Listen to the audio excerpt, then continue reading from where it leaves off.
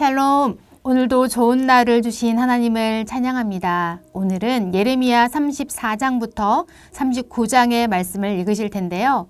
벌써 33장까지 읽으셨는데 참 잘하셨습니다. 사실 예레미야서는 읽기가 쉽지 않습니다.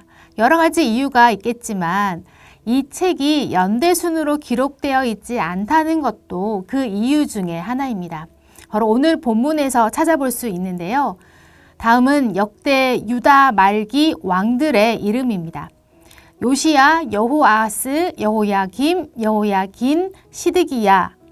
연대순으로 기록되었다면 이와 같은 순서로 내용이 전개되어야 하는데 오늘은 시드기야, 여호야김, 다시 시드기야의 순으로 기록되어 있습니다.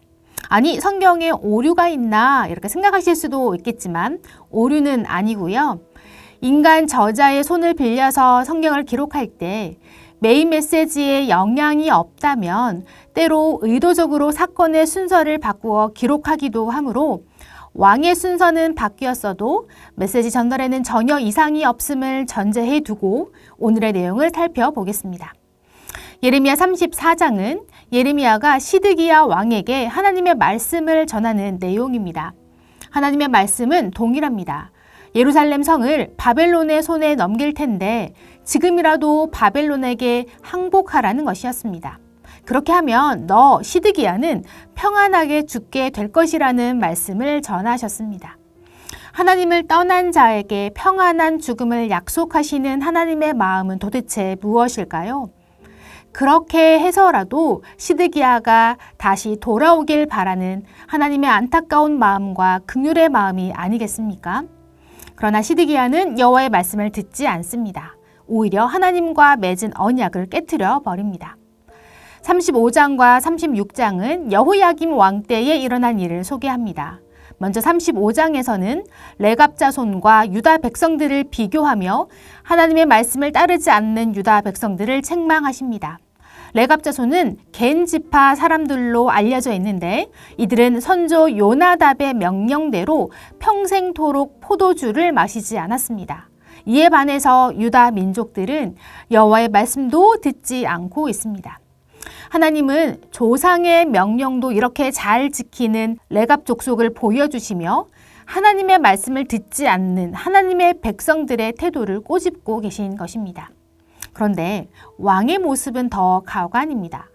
서기관 바룩은 예레미야가 불러주는 대로 하나님의 말씀을 두루마리 책에 기록했고 그 내용을 여호야김 앞에서 들려주었습니다. 이때 왕이 보여야 할 반응은 무엇일까요? 옷을 찢고 재를 뿌리는 회개까지는 아닐지라도 하나님의 말씀 앞에 자신을 돌아보아야 할 텐데 오히려 여호야김은 그 두루마리 책을 한 장씩 면도날로 베더니 화롯불에 태워버립니다. 이 모습을 보고 계시는 하나님의 마음이 상상이 되십니까? 37장과 38장은 다시 시드기야 왕을 보여주고 있습니다. 시드기야도 불순종한 것은 동일한데 시드기야의 모습을 주목하여 보실 필요가 있습니다. 우선 시드기야 왕정의 고위 관료들은 예레미야에 대하여 아주 강경한 태도를 취했습니다. 계속하여 유다의 멸망을 예언하고 있으니 예레미야를 좋아할 리는 없었지요. 그래서 예레미야를 때리고 가두기를 주저하지 않았습니다. 그런데 시드기야 왕은 조금 달랐습니다. 3번이나 몰래 예레미야를 불러서 하나님의 말씀을 듣기도 하고 예레미야가 감옥에서 굶어 죽게 되었을 때에 다른 곳으로 옮겨주고 떡을 주기도 했습니다. 시드기야가 이런 행동을 한 이유는 무엇일까요? 금방이라도 멸망할 것 같은 나라를 보며 두려웠던 것입니다. 그러니 하나님의 뜻을 구한 것이지요. 하지만 거기까지였습니다. 시드기야는 하나님의 말씀을 들었으나 순종하지 않았고 오히려 고관두를 더 두려워했습니다. 하나님보다 사람을 더 두려워한 자가 바로 시드기야 왕이었습니다. 그리고 39장은 예루살렘의 멸망을 보여줍니다. 결국 시드기야 왕 제11년에 예루살렘은 함락되고 맙니다. 그런데 참 놀라운 것이 있습니다. 그 멸망의 순간에서도 하나님은 예레미야를 도왔던 왕궁 내시 구스인 에벤멜렉을 구원해 주신다는 것입니다. 왜냐하면 그는 혼란한 상황에서도 여호와의 말씀을 듣고 따랐기 때문입니다. 오늘 말씀을 읽으며 저는 두 가지의 태도로 분류되는 4명의 인물들이 기억에 남았습니다. 여호야김과 시드기야, 그리고 바룩과 엘리멜렉입니다. 여호야김과 시드기야는 하나님을 대적하는 자를 보여주고 있고 바룩과 엘리멜렉은 하나님의 말씀에 반응하는 자를 보여주고 있습니다. 먼저 여호야김입니다. 예레미야 36장 23절과 24절 말씀입니다. 여호디가 선호 쪽을 낭독하면 왕이 면도칼로 그것을 연하여 베어 화로불에 던져서 두루마리를 모두 태웠더라. 왕과 그의 신하들이 이 모든 말을 듣고도 두려워하거나 자기들의 옷을 찢지 아니하였고, 여호야김은 하나님의 말씀을 업신여기는 태도를 보여주었습니다. 다음은 시드기야입니다.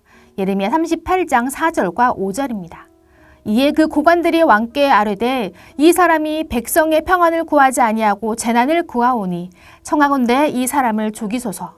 그가 이같이 말하여 이 성의 남은 군사의 손과 모든 백성의 손을 약하게 하나이다.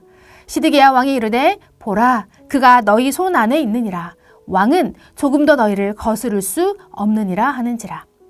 시드기야는 예레미야를 죽여야 한다는 고관들의 말에 한마디도 하지 못하는 나약한 태도를 보여주고 있습니다. 시드기야는 고관들을 두려워하고 있었기 때문입니다. 이번에는 바룩입니다. 예레미야 36장 18절과 19절입니다.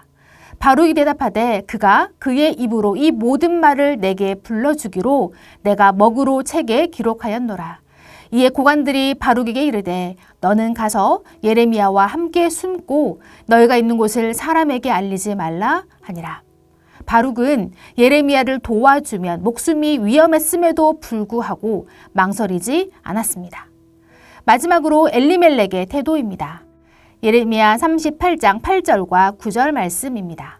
에벤멜렉이 왕궁에서 나와 왕께 아뢰어 이르되 떼주 왕이여, 저 사람들이 선지자 예레미야에게 향한 모든 일은 악하니이다. 에벤멜렉은 담대하게 왕에게 나아가서 예레미야를 두둔합니다. 여호야김과 시드기야 왕은 왕이었지만 하나님의 말씀을 따르지 않았습니다. 반대로 바룩과 엘리멜렉은 예레미야 편을 들면 목숨이 위험할 수도 있었는데 망설이지 않고 예레미야를 도와주었습니다. 이들은 예레미야 한 사람 때문이 아니라 그를 통해 일하시는 하나님의 말씀을 믿었기 때문인 것입니다. 사랑하는 성도 여러분, 이 4사람을 통해서 하나님의 백성이 가져야 할 태도가 어떠해야 하는지 생각해 보면 좋겠습니다. 아무리 막강한 권력을 가진 자라도 하나님보다 앞설 수 없고 하나님보다 더 두려워할 자도 없습니다. 오히려 하나님의 말씀이 내 생각과 다를지라도 또는 너무 두려운 말씀일지라도 하나님의 말씀이기에 믿음으로 반응하는 것이 우리가 가져야 할 태도인 줄 믿습니다. 우리의 삶이, 우리나라가, 그리고 온 세계가 하나님의 말씀 앞에 믿음으로 반응하며 하나님의 구원을 얻는 복을 누리길 간절히 소망합니다. 말씀을 읽고 순종하기를 다짐하는 여러분의 오늘 하루를 응원하며 축복합니다. 기도하겠습니다. 이 세상의 참 주인이신 하나님, 앞이 보이지 않는 상황에서도 우리의 길이 되시는 주님을 찾으며 그 길을 따라가는 자들이 되길 소망합니다. 우리를 도와주시옵소서. 권력자의 눈치를 보는 자가 아니라 하나님을 두려워하는 자가 되게 하시고 순탄치 않은 길일지라도 하나님의 뜻을 따르는 데에 망설임이 없는 우리가 되게 축복하여 주옵소서. 오늘도 우리와 함께 계시는 주님을 의지합니다. 감사드리며 예수님의 이름으로 기도합니다. 아멘.